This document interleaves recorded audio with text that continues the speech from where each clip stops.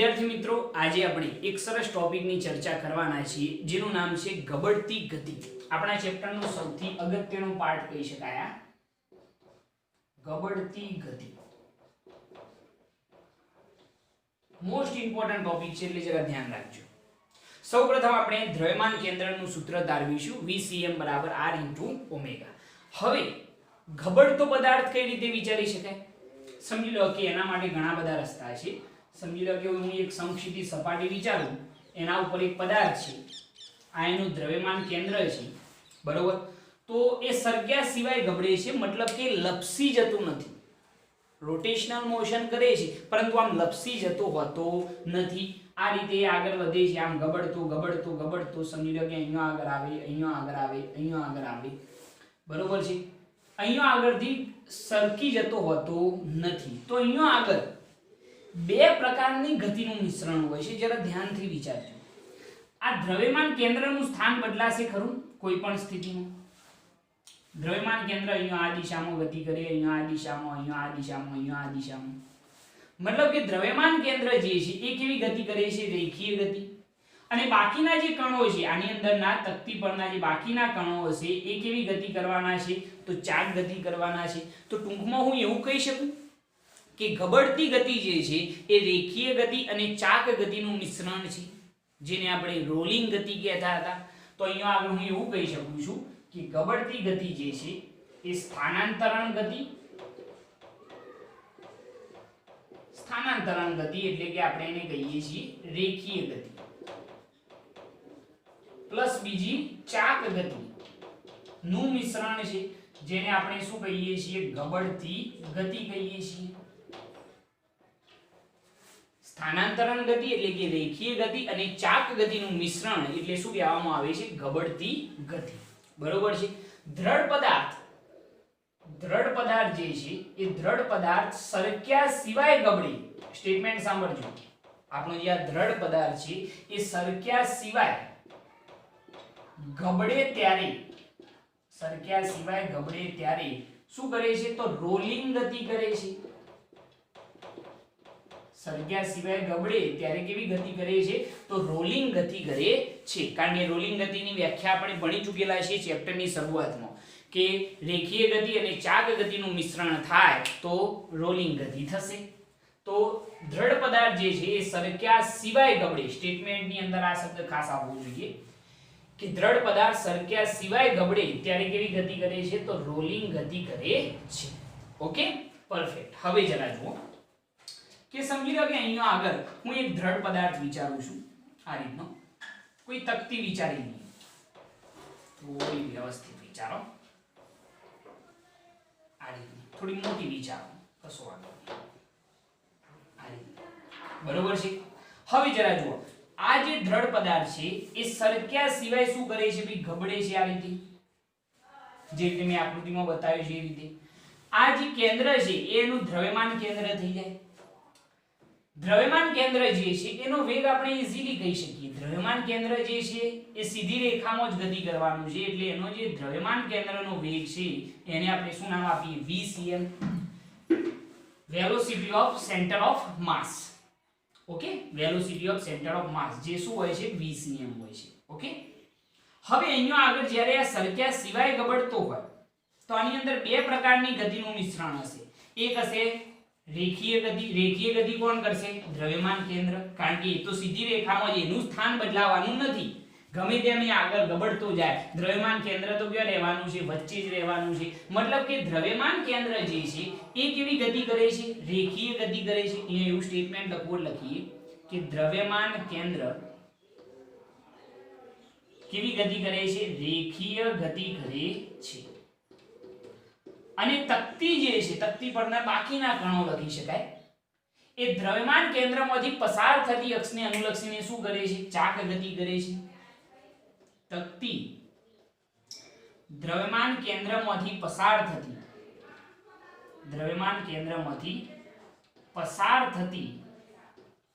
અક્ષને અનુલક્ષીને શું કરે છે? તો ચાક ગતિ કરે છે. ઓકે, એટલે બે પ્રકારની ગતિનું મિશ્રણ થઈ ગયું કે દ્રવ્યમાન કેન્દ્ર જે છે એ કેવી ગતિ કરે છે? રેખીય ગતિ કરે છે. અને તકતી જે છે એ દ્રવ્યમાન કેન્દ્રમાંથી પસાર થતી અક્ષને અનુલક્ષીને શું કરે છે? તો ચાક ગતિ કરે છે. આમ અહીંયા આગળ કઈ ગતિ થઈ રહી છે? રેખીય ગતિ થઈ રહી છે. આમ અહીં રેખીય ગતિ પ્લસ ચાક ગતિનું શું છે? મિશ્રણ છે. એટલે કે અહીંયા આગળ કઈ ગતિ થઈ રહી છે? તો રોલિંગ ગતિ થાય છે. અહીંયા આગળ કઈ ગતિ થાય છે? તો રોલિંગ ગતિ થાય છે. કારણ કે દ્રવ્યમાન કેન્દ્ર બિલકુલ સીધી રેખામાં ગતિ કરે છે, એટલે કે રેખીય ગતિ છે. અને તકતી પરના બાકીના કણો જે છે એ ચાક ગતિ કરે છે. એટલે કે અહીંયા આગળ રેખીય ગતિ અને ચાક ગતિનું મિશ્રણ છે. એટલે કે અહીંયા આગળ રોલિંગ ગતિ થઈ રહી છે એવું આપણે કહી શકીએ. હવે આપણે દ્રવ્યમાન કેન્દ્રનો જે વેગ છે Vcm એનું સૂત્ર બનાવવાનું છે. તો એના માટે આપણે શું કરીશું જરા જુઓ. તો એના માટે આપણે તકતી પરના જુદા જુદા 3 બિંદુઓ વિચારીએ અને ત્યાં આગળ બે પ્રકારની ગતિનું મિશ્રણ જોઈશું. સૌપ્રથમ અહીંયા આગળ આપણે વિચારીએ એક P1 બિંદુ પાસે, બીજું વિચારીશું અહીંયા આગળ P2 બિંદુ પાસે અને ત્રીજું વિચારીશું અહીંયા આગળ P3 અથવા તો P0 બિંદુ પાસે. ઓકે, તો વારા પરથી અહીંયા આગળ આપણે વિચારીએ. સૌપ્રથમ P1 બિંદુ પાસે. P1 બિંદુ પાસે જો આપણે કેવું હોય તો ચાક ગતિ જે થાય છે એ કેટલી થશે? ચાક ગતિ માટેનું સૂત્ર તમને યાદ છે, V બરાબર દ્રવ્યમાન કેન્દ્રથી અંતર ઇન્ટુ શું થાય? ઓમેગા. તો P1 નું આ P1 કણ જે છે એનું દ્રવ્યમાન કેન્દ્રથી અંતર જો કેવું હોય તો આપણે કહી દઈએ કેપિટલ R. દ્રવ્યમાન કેન્દ્રથી જો અંતર કેવું હોય તો શું કહીએ? Capital R. તો એનો રેખીય વેગ શું હશે? vr લખી શકાય. અને બીજું દ્રવ્યમાન કેન્દ્ર જે છે એ તો કઈ દિશામાં ગતિ કરશે? આ દિશામાં જ ગતિ કરશે. બરોબર, એટલે એ તો સીધી રેખામાં જ આવશે, જેને આપણે vcm કહી શકીએ છીએ. એને આપણે શું નામ આપી શકીએ? vcm. બરોબર છે. તો અહીંયા આગળ બે પ્રકારની ગતિનું શું થઈ રહ્યું છે? મિશ્રણ થઈ રહ્યું છે. બરોબર, તો અહીંયા આગળ એવું હોય તો આપણે એવું નામ આપો કે vr નામ આપો. r અંતરે છે ને એટલે આપણે અહીંયા આગળ vr અથવા તો v1 નામ આપશો તો પણ ચાલશે. બરોબર છે. તો v1 બરાબર કઈ સૂત્ર બનશે એ જરા જોજો. તો સૌપ્રથમ આપણે વાત કરીએ કે ભાઈ P1 બિંદુ પાસે P1 બિંદુ પાસે જો આપણે વેગ કેવો હોય તો આપણે એને નામ આપેલું છે v1 સદિશ. v1 સદિશ બરાબર બે ગતિનું મિશ્રણ હશે. પહેલું કે દ્રવ્યમાન કેન્દ્રથી r અંતરે જે ગતિ થાય છે એ ચાક ગતિ એટલે કે vr સદિશ પ્લસ દ્રવ્યમાન કેન્દ્ર ની દિશામાં તો ગતિ થવાની છે, દ્રવ્યમાન કેન્દ્ર તો એની સાથે આગળ વધવાનું જ છે, એટલા માટે બીજો વેગ કોનો આવશે?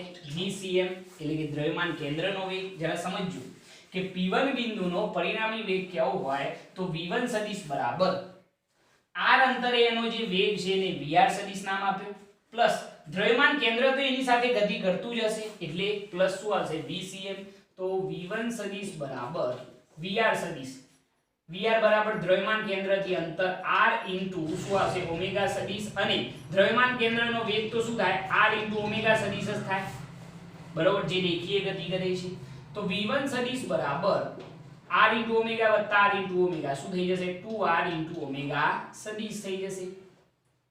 આ P1 બિંદુ પાસેનો વેગ મળ્યો જેને આપો સમીકરણ નંબર 1. સેમ એ રીતે જો હું P2 બિંદુ પાસે વાત કરું તો ત્યાં આગળ વેગ કેટલો થશે જેને v2 નામ આપીશું. તો જરા જોજો કે બે પ્રકારની ગતિનું મિશ્રણ હોય, રેખીય ગતિ અને ચાક ગતિ. તો P2 બિંદુ આપણે જો વિચારવું હોય તો દ્રવ્યમાન કેન્દ્રથી સપોઝ આપણે વિચારી લઈએ સ્મોલ r અંતરે છે. બરોબર, એટલે ચાક ગતિ થઈ રહી છે, આમ ફરે છે, ગબડે છે. તો vr જે છે આ દિશામાં હશે, vr સદિશ. દ્રવ્યમાન કેન્દ્ર જે છે આ દિશામાં ગતિ કરતું હશે, vcm. તો પરિણામી વેગ જે મળશે એ v2 સદિશ આ દિશામાં મળશે. vr અને vcm નો પરિણામી વેગ એટલે v2 સદિશ બરાબર જો આપણે કહેવા હોય તો બે વેગ આવશે. એક આવશે vr સદિશ દ્રવ્યમાન કેન્દ્રથી અંતર જે ચાક ગતિ માટેનું છે, vr સદિશ પ્લસ બીજો કયો આવશે? vcm સદિશ. તો v2 સદિશ બરાબર ચલો vr સદિશ બરાબર શું થઈ જશે? દ્રવ્યમાન કેન્દ્રથી અંતર કેટલું? દ્રવ્યમાન કેન્દ્રથી અંતર કેટલું છે? r ઇન્ટુ ઓમેગા સદિશ પ્લસ દ્રવ્યમાન કેન્દ્રનો વેગ શું આવશે r * ઓમેગા, એ તો ફિક્સ છે એટલે v2 સદિશ બરાબર આપણને સૂત્ર મળશે r * ઓમેગા સદિશ plus r capital R * omega સદિશ, જે સમીકરણ 2 થઈ ગયું. કયા બિંદુ પાસે આપણે જોયું તો P2 બિંદુ પાસે. સેમ એ રીતે જો હું P0 બિંદુ આગળ વાત કરું તો P0 બિંદુ પાસે વેગ શું થશે જરા જોજો, કારણ કે આના ઉપરથી જ આપણે સૂત્ર મેળવી લઈશું P0 બિંદુ પાસે.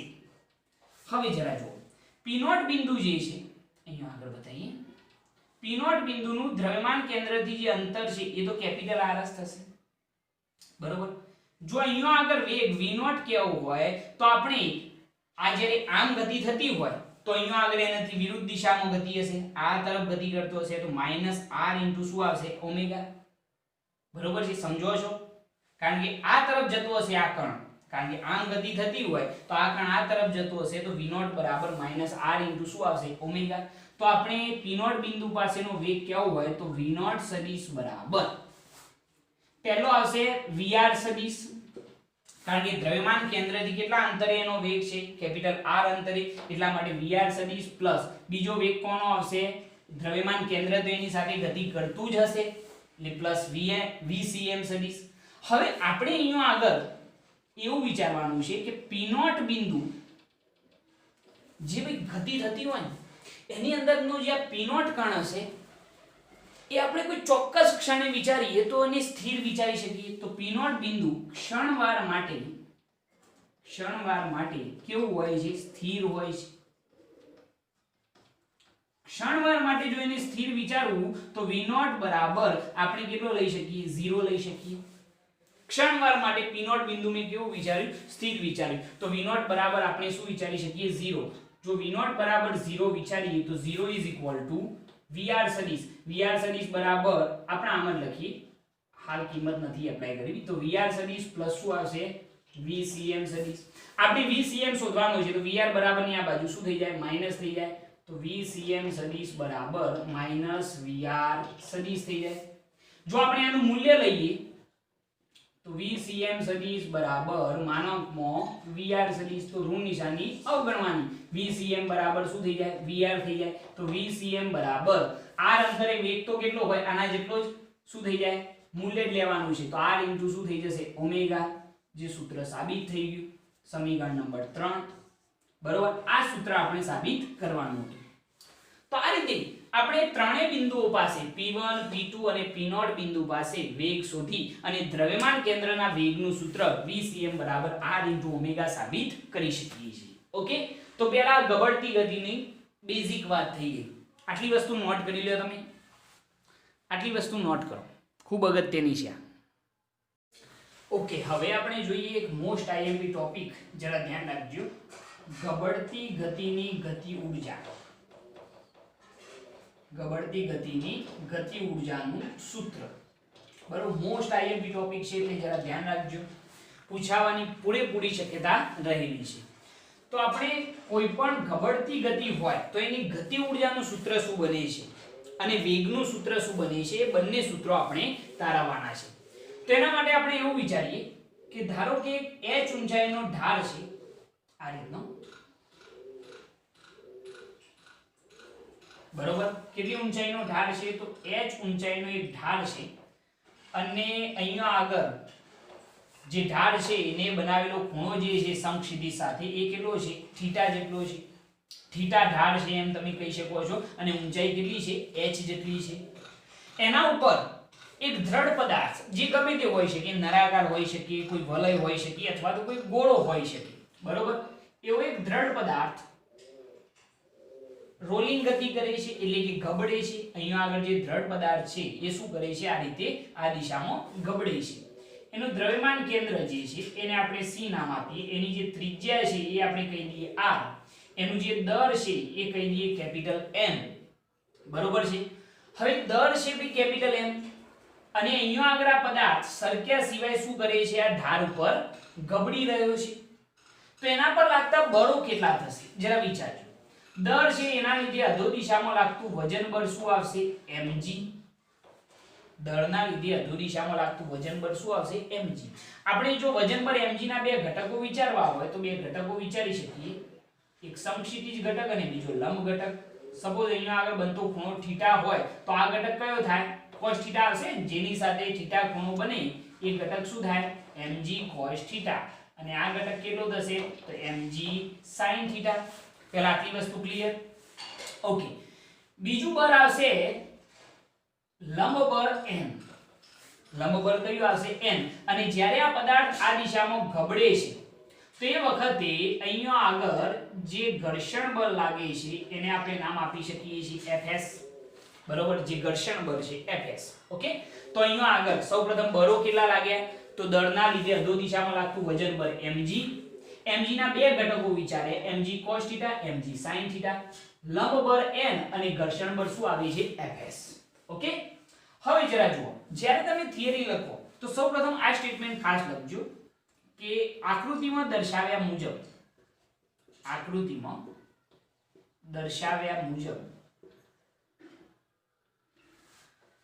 આ જે દ્રઢ પદાર્થ છે એ દ્રઢ પદાર્થની જડત્વની ચાક માત્રા આપણે I કહી દઈએ. આકૃતિમાં દર્શાવ્યા મુજબ જડત્વની ચાક માત્રા I, ચક્રાવર્તનની ત્રિજ્યા k, ભૌમિતિક ત્રિજ્યા r,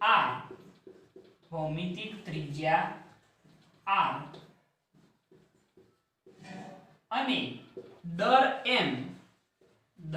m ધરાવતો કોઈ દ્રઢ પદાર્થ h ઊંચાઈના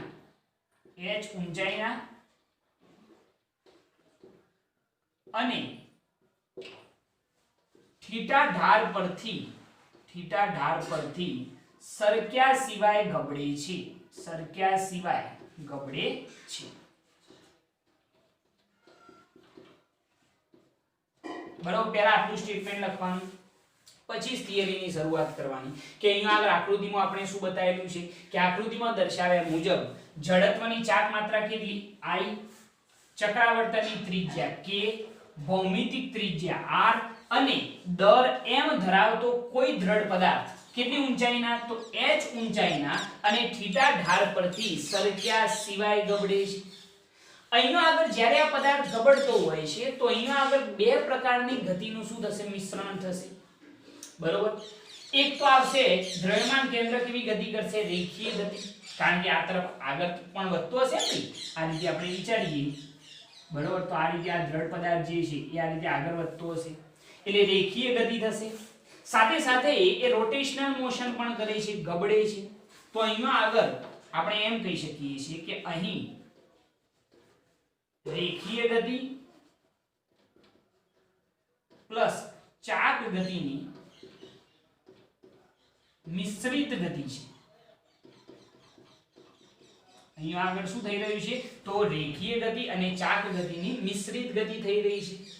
તો અહીંયા આગળ આપણે કુલ ગતિ ઊર્જા જો કેવી હોય, શું કેવી હોય કુલ ગતિ ઊર્જા, તો કુલ ગતિ ઊર્જાનું સૂત્ર આપણે શું લખી શકીએ તો કુલ ગતિ ઊર્જા બરાબર રેખીય ગતિ થતી હોય તો કઈ ગતિ ઊર્જા હશે રેખીય ગતિ ઊર્જા પ્લસ ચાક ગતિ થતી હોય તો કઈ ગતિ ઊર્જા હશે તો ચાક ગતિ ઊર્જા. બરોબર છે, અહીંયા આગળ બે પ્રકારની ગતિનું મિશ્રણ છે, રેખીય ગતિ અને ચાક ગતિ. તો કુલ ગતિ ઊર્જા બરાબર શું થાય રેખીય ગતિ ઊર્જા વત્તા ચાક ગતિ ઊર્જા. બંનેના સૂત્રો તમે જાણો છો. તો કુલ ગતિ ઊર્જા k બરાબર રેખીય ગતિ ઊર્જા 1/2 m × vcm નો સ્ક્વેર. 1/2 mv² આવે ને, મેં દ્રવ્યમાન કેન્દ્રનો વેગ વિચાર્યો છે એટલે vcm લખ્યું. રેખીય ગતિ ઊર્જા શું થાય 1/2 m vcm નો સ્ક્વેર પ્લસ ચાક ગતિ ઊર્જાનું સૂત્ર યાદ કરો 1/2 I * શું હતું ઓમેગા સ્ક્વેર. કોઈ કન્ફ્યુઝન નહીં આ વાતમાં. કુલ ગતિ ઊર્જા k બરાબર રેખીય ગતિ ઊર્જા વત્તા શું થયું ચાક ગતિ ઊર્જા. તો કુલ ગતિ ઊર્જા k બરાબર 1/2 m * vcm નો સ્ક્વેર પ્લસ 1/2. યાદ કરો ભાઈ, જડત્વની જે ચાક માત્રા છે એ જડત્વની ચાક માત્રાનું સૂત્ર આપણે તારવી ચૂકેલા છે I = mk². I બરાબર આપણે એક સૂત્ર મેળવ્યું હતું I બરાબર શું હતું mk² અને ઓમેગા સ્ક્વેર બરાબર લખવું હોય તો v²/r² લખાય એટલા માટે અહીંનો સૂત્ર શું થઈ જશે vcm² अपन શું આવશે r². ક્યાંથી લાયા ભાઈ અહીંયા આગળ બાજુમાં નોટ કરીને હું લખી કાઢું છું કે ભાઈ જડત્વની ચાક માત્રા I બરાબર સૂત્ર કયું થાય mk². જે સૂત્ર તારવ્યું હતું ભાઈ ચક્રાવર્તનની ત્રિજ્યા અને જડત્વની ચાક માત્રા વચ્ચેનો સંબંધ દર્શાવતું સૂત્ર I બરાબર mk² અને રેખીય વેગ v બરાબર r * ઓમેગા થાય તો ઓમેગા બરાબર શું થાય v/r. હવે જરા જુઓ મેં એ જ કામ કર્યું છે કે અહીંયા જડત્વની ચાક માત્રા I બરાબર શું લખ્યું mk² અને ઓમેગા સ્ક્વેર ની જગ્યાએ શું લખાય ઓમેગા નો સ્ક્વેર તો v²/r² થાય. દ્રવ્યમાન કેન્દ્રનો વેગ છે એટલા માટે vcm² अपन શું લખાય r². જસ્ટ ખાલી કિંમતો એપ્લાય કરવાની. તો કુલ ગતિ ઊર્જા k બરાબર ચલો બંનેમાંથી કોમન શું નીકળે ધ્યાનથી જુઓ તો 1/2 mvcm² કોમન નીકળી જાય કારણ કે જો અહીંયા પણ 1/2 mvcm² અહીંયા પણ 1/2 mvcm² કોમન નીકળી ગયો. ચલો અહીંયા શું વધ્યું સાહેબ કઈ ના વધ્યું 1 પ્લસ અહીંયા શું વધશે k² अपन શું વધશે r² કારણ કે 1/2 mvcm² કોમન તો અહીંયા શું વધ્યું k² अपन r². તો આ જે સૂત્ર બન્યું છે એ કુલ ગતિ ઊર્જાનું સૂત્ર છે બરોબર. અહીંયા સુધી તમને 2 માર્ક્સની થિયરી પૂછી શકાય બરોબર છે. કુલ ગતિ ઊર્જાનું સૂત્ર તારવો કે ગબડતી ગતિ માટે કુલ ગતિ ઊર્જાનું સૂત્ર તારવો તો અહીંયા સુધી તમારે તારવવાનું રહેશે. મોસ્ટ આઈએમપી ટોપિક છે ભૈયા પૂછાશે જ 100%. એટલે કુલ ગતિ ઊર્જાનું સૂત્ર આ થઈ ગયું. હવે જો વેગનું સૂત્ર મેળવવું હોય ગબડતી ગતિ માટે વેગનું સૂત્ર કઈ રીતે મેળવી શકાય જરા જોજો. તો એના માટે પણ સિમ્પલ આઈડિયા કે અહીંયા આગળ શું થશે તો અહીંયા આગળ જ્યારે આ પદાર્થ હશે આ પદાર્થ સપોઝ અહીંયા આગળ હોય તો એ વખતે ઊંચાઈના લીધે એની અંદર કંઈક ના કંઈક સ્થિતિ ઊર્જા હશે અને જ્યારે ગબડતો નીચે તરફ પ્રયાણ કરે છે તો સ્થિતિ ઊર્જાનું કઈ ઊર્જામાં ગતિ ઊર્જામાં રૂપાંતરણ થાય. તો કઈ ઊર્જાનું કઈ ઊર્જામાં રૂપાંતરણ થયું તો સ્થિતિ ઊર્જાનું ગતિ ઊર્જામાં રૂપાંતરણ થયું. તો આપણે સ્થિતિ ઊર્જાના સૂત્ર સાથે કુલ ગતિ ઊર્જાનું સૂત્ર સરખાઈ શકીએ છીએ. તો અહીંયા આગળ આપણે ગતિ ઊર્જાના સૂત્રને સ્થિતિ ઊર્જા ના સૂત્ર સાથે સરખાવતો. ચલો સરખામણી કરીએ તો શું થાય તો સ્થિતિ ઊર્જા બરાબર શું થશે ગતિ ઊર્જા કારણ કે જે સ્થિતિ ઊર્જા હશે h ઊંચાઈ પર એની જે સ્થિતિ ઊર્જા હશે એ સ્થિતિ ઊર્જાનું જ કઈ ઊર્જામાં કુલ ગતિ ઊર્જામાં રૂપાંતરણ થયેલું હશે. અહીંયાથી એને જ્યારે છોડવામાં આવે તો સ્થિતિ ઊર્જાનું કઈ ઊર્જામાં ધીરે ધીરે વેગ વધે એટલે કે ગતિ ઊર્જા વધે છે. મતલબ એ સ્થિતિ ઊર્જાનું જ ગતિ ઊર્જામાં રૂપાંતરણ થાય છે. તો સ્થિતિ ઊર્જાનું સૂત્ર શું લખાય સાહેબ mgh. યાદ છે ને સ્થિતિ ઊર્જાનું સૂત્ર mgh બરાબર કુલ ગતિ ઊર્જાનું સૂત્ર આપણે શું મેળવ્યું છે તો 1/2 mvcm². બંને બાજુ સ્મોલ m વિચારશો તો ચાલશે બરોબર. 1/2 mvcm² કૌંસની અંદર 1 + k² अपन શું આવશે r². ચલો બંને બાજુથી દળ શું થઈ ગયું દૂર થઈ ગયું.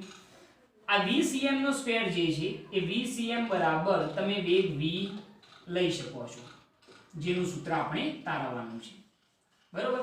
તો અહીંયા આગળ આપણું સૂત્ર કંઈક એવું બની જશે કે gh બરાબર 1/2 અહીંયા આગળ આવશે v² કૌંસની અંદર 1 + k² अपन શું થઈ જાય r² થઈ જશે ને. આવું એમ ખાલી દૂર થઈ ગયું બીજું કંઈ થયું નથી. તો v² નું સૂત્ર શું બની જાય તો v² બરાબર ચલો 2 બરાબર ની આ બાજુ આવે તો ગુણકમાં એટલે 2gh अपन 1 + k² अपन r² બરાબર ની આ બાજુ આવે તો છેદમાં આવી જશે. તો અહીંયા આગળ થઈ જશે 1 + k² अपन શું થઈ જાય r². આ જે સૂત્ર બન્યું એ v² નું સૂત્ર મળ્યું. જો આપણે વેગ v નું સૂત્ર મેળવવું હોય તો વેગ v બરાબર આનું શું લેવું પડે ભાઈ વર્ગમૂળ લેવું પડે સાહેબ બીજું કંઈ નહીં. તો તો 2gh अपन 1 પ્લસ k સ્ક્વેર अपन શું આવશે r સ્ક્વેર અને એની કેટલી ઘાત થઈ જાય 1/2 ઘાત થઈ જશે બીજો કોઈ ફેરફાર થશે નહીં તો આ રીતે તમે વેગનું સૂત્ર પણ તારવી શકો છો સિમ્પલ વસ્તુ છે ભૈયા 3 માર્ક્સની થિયરી પૂછી શકાય તો એના માટે શું કરવાનું ફરીથી સમજાવી દઉં કે તમારે એક h ઊંચાઈનો ઢાળ વિચારવાનો છે જેને સમક્ષિતિજ સાથે બનાવેલો ખૂણો કેટલો થીટા એના ઉપર એક ગબડતો પદાર્થ વિચારવાનો છે ગબડતો જે પદાર્થ છે આ જે પદાર્થ છે એ પદાર્થ કોઈ પણ હોઈ શકે સમજી લો ગોળો હોઈ શકે કોઈ વલય હોઈ શકે કોઈ તકતી હોઈ શકે કોઈ નળાકાર હોઈ શકે કોઈ પણ પદાર્થ હોઈ શકે બરોબર એ પદાર્થની આપણે દર કેટલું વિચારવાનું છે m એની ભૌમિતિક ત્રિજ્યા r વિચારવાની જડત્વની ચાક માત્રા i વિચારવાની ચક્રાવર્તનની ત્રિજ્યા k વિચારવાની અને એવો દ્રઢ પદાર્થ h ઊંચાઈના થીટા ઢાળ પરથી સરક્યા સિવાય ગબડે છે મેં અહીંયા લખેલું છે જો કે આકૃતિમાં દર્શાવ્યા મુજબ જડત્વની ચાક માત્રા i ચક્રાવર્તનની ત્રિજ્યા k ભૌમિતિક ત્રિજ્યા r દર m ધરાવતો દ્રઢ પદાર્થ દર m ધરાવતો કોઈ દ્રઢ પદાર્થ h ઊંચાઈના ઢાળ પરથી થીટા ઢાળ પરથી સરક્યા સિવાય ગબડે છે તો અહીંયા આગળ જ્યારે ગબડતો હોય તો એના ઉપર બળો કેટલા લાગશે દળના લીધે વજન બળ mg mg ના બે ઘટકો mg cos θ mg sin θ લંબ બળ n અને ઘર્ષણ બળ શું છે fs બરોબર ઓકે અહીંયા આગળ જ્યારે ગબડતી ગતિ હોય તો બે ગતિનું મિશ્રણ હોય કઈ કઈ તો સાહેબ રેખીય ગતિ અને બીજી ચાક ગતિ તો જો આપણે કુલ ગતિ ઊર્જા કેવી હોય તો રેખીય ગતિ ઊર્જા વત્તા શું થાય ચાક ગતિ ઊર્જા તો કુલ ગતિ ઊર્જા k બરાબર રેખીય ગતિ ઊર્જા શું થશે 1/2 mvcm નો સ્ક્વેર વત્તા ચાક ગતિ ઊર્જા 1/2 i * શું આવશે ઓમેગા સ્ક્વેર તો કુલ ગતિ ઊર્જા k બરાબર 1/2 mvcm નો સ્ક્વેર વત્તા 1/2 i ની જગ્યાએ જડત્વની ચાક માત્રા શું આવશે mk સ્ક્વેર અને ઓમેગા સ્ક્વેર ની જગ્યાએ શું લગાય vcm નો સ્ક્વેર r સ્ક્વેર બાજુમાં મેં દર્શાવેલું છે બંનેમાંથી કોમન 1/2 mvcm નો સ્ક્વેર લ્યો તો કૌંસની અંદર 1 + k સ્ક્વેર r સ્ક્વેર આ કુલ ગતિ ઊર્જાનું સૂત્ર બન્યું આ મળી ગઈ ભાઈ તો સાહેબ સ્થિતિ ઊર્જાનું જ ગતિ ઊર્જામાં રૂપાંતરણ થયું છે તો વેગનું સૂત્ર મેળવવા માટે સ્થિતિ ઊર્જા બરાબર કુલ ગતિ ઊર્જા સૂત્રો મૂકી દીધા બંને બાજુથી m દૂર vcm બરાબર v લખ્યા અને v સ્ક્વેર ને કરતા બનાવી દીધા તો સૂત્ર મોડલ થઈ જવું જોઈએ ભૈયા મોડલ કરી દો આને કે ગબડતી ગતિ માટે વેગનું સૂત્ર v² બરાબર 2gh अपन 1 + k² अपन શું આવશે r². ક્લિયર આટલી વસ્તુ? અને જો v શોધવું હોય તો એનું વર્ગમૂળ લઈ લેવાનું. ક્લિયર? મોસ્ટ આઈએમપી ટોપિક છે. પહેલા આટલી વસ્તુ નોટ કરી લ્યો અને એના પછી હું તમને પ્રવેગનું સૂત્ર કહી દઉં. નોટ કરો આટલી વસ્તુ. ઓકે, હવે એક થોડીક બીજી ઇમ્પોર્ટન્ટ વાત કે આપણે જે વેગનું સૂત્ર તારવ્યું v² બરાબર 2gh अपन 1 + k² अपन r² એના સિવાય ટોટલ તમારે 4 સૂત્રો યાદ રાખવાના છે. પહેલું તો v² નું સૂત્ર તો ક્લિયર, v² બરાબર 2gh अपन 1 + k² अपन r². આ સૂત્ર તો મોસ્ટ ઇમ્પોર્ટન્ટ. પરંતુ જે નીટ માટે તમારે બીજા કેટલાક સૂત્રો યાદ રાખવા પડશે, જેવું કે પ્રવેગનું સૂત્ર, બળનું સૂત્ર અને સ્થિત ઘર્ષણાંક μs નું સૂત્ર. હવે જુઓ, વેગનું સૂત્ર તો યાદ રહી ગયું, v² બરાબર 2gh अपन 1 + k² अपन r². જો પ્રવેગનું સૂત્ર હોય તો છેદ એમને એમ રહેશે 1 + k² अपन r², બરોબર. પરંતુ અંશની અંદર શું થઈ જાય? g sin θ. 2gh ની જગ્યાએ શું થઈ જાય? g sin θ. અને જો બળનું સૂત્ર હોય તો એના માટે છેદ જે છે એમાં શું ફેરફાર થાય? જો 1 + k² अपन r² હતો એની જગ્યાએ r² अपन શું લખવાનો? k². અને અહીંયા g sin θ હતા એના શું થઈ જાય? mg sin θ. બરોબર છે. અને ચોથું સૂત્ર જે સ્થિત ઘર્ષણાંક છે એનું સૂત્ર છેદ જે બળનો હતો એના 1 + r² अपन k² અને અંશની અંદર શું આવશે? tan θ. સિમ્પલ છે, મોઢા તમારે કરી લેવાના રહેશે આ ચાર સૂત્રો.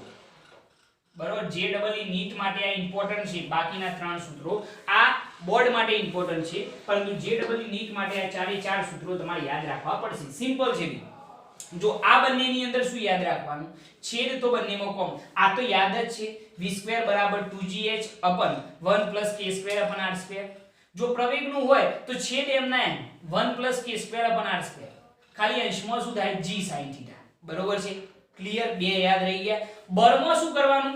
છેદ જે છે એ આના કરતો પેલો જે k² upon r² છે એને ઉલટાઈ દેવાના 1 plus r² upon k². બરોબર છે? આની અંદર પણ ઉલટાયેલા છે 1 plus r² upon k². અહીંયા આગળ અંશમાં શું આવશે? અહીંયા બળ માટે શું થાય? પ્રવેગની અંદર g sin θ હતું, બળમાં શું થઈ જાય? mg sin θ. બીજો કોઈ ફેરફાર નહીં, mg sin θ. અને સ્થિત ઘર્ષણાંક માટે અંશ જે છે એ શું બની જશે? તો μs બરાબર tan θ upon 1 plus r² upon k². જ્યારે પણ આનો ઉપયોગ થાય તો તમારા ચારે ચાર સૂત્રો યાદ રાખવા પડશે. આ મોસ્ટ ઇમ્પોર્ટન્ટ છે, મોસ્ટ આઈએમપી સૂત્રો છે. બરોબર? v² નું સૂત્ર તારવવાનું, પ્રવેગનું, બળનું અને μs નું સૂત્ર યાદ રાખવાનું. કોના માટે ભાઈ? તો JEE નીટ માટે. એની અંદર તમારા દાખલા પૂછાય છે એટલે ધ્યાન રાખવાનું. બાજુમાં બ્રેકેટ બનાવીને લખી કાઢજો અત્યારે. બરોબર? કઈ રીતે યાદ રાખવાના ખબર પડી ગયા ને? આ બંનેના છેદ સમાન અને આ બંનેના છેદ સમાન. આમાં જે છેદ હોય એના કરતા ખાલી અહીંયા ઉલટાવાનો છે. k² upon r² ની જગ્યાએ r² upon k². અહીંયા v² બરાબર 2gh upon 1 plus k² upon r². અહીંયા શું થાય? પ્રવેગનું સૂત્ર a બરાબર g sin θ upon 1 plus k² upon r². જો બળ હોય તો ખાલી શું કરવાનું? છેદ ઉલટાઈ દેવાનો અને અંશમાં g sin θ ની જગ્યાએ mg sin θ. mg sin θ upon 1 plus r² upon k². અને જો μs હોય તો μs બરાબર tan θ upon 1 plus r² upon k². Clear? Note કરી લો આટલી વસ્તુ. હવે આના ઉપરથી દાખલા આવશે.